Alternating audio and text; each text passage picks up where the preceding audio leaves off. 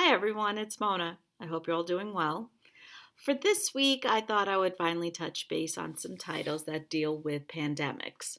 Um, we're living in a strange time. We have a pandemic going on, and we're all quarantined, and it's a tough and scary time. So I thought, finally I would be able to give you some titles to read during all of this. And if anything, it may give you some ideas on survival, on just things to, what you could be doing, how you could be feeling that you're not alone. So I hope you enjoy these titles as much as I do.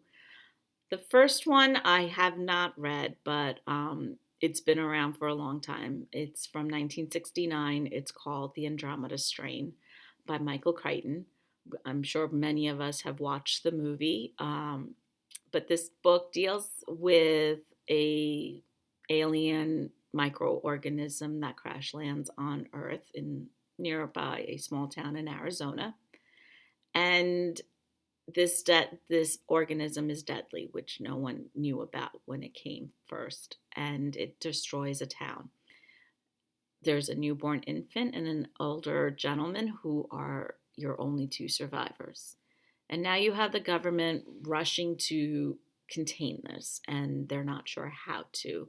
And scientists are working on figuring out a way to stop it. But the challenge is that it's constantly evolving, and no one knows where it's going to go or how it's going to react. So, definitely an interesting book to read. The next one is called The Plague by Albert Camus, and it came out in 1947. This one takes place in a North African town. There's an epidemic that's killing people in a horrible way. And then those who are surviving and those who weren't affected by it are in quarantine. And so they face a new challenge. They face the fears of being isolated and claustrophobia. And they start to blame others on their situation, on what caused all of this. And then you have those who just accept it for what it is and, try and deal with it. And then you have those who are fighting back, who will not just settle for being terrorized by an unknown disease. They want to survive. And it's a story of bravery and determination. So definitely one that I think I'll be reading shortly myself. The next one is one that I read a few years ago. It's called Station 11 by Emily St. John Mandel, and it came out in 2014. It's about a group of traveling Shakespearean actors. They are sort of like a group of nomads.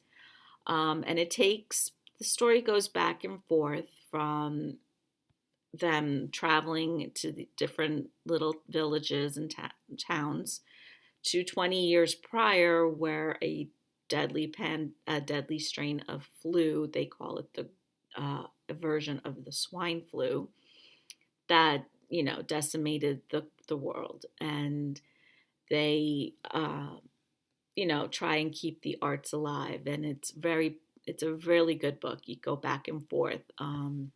So you hear about what it was like when the flu was full strong, and to what life is like afterwards.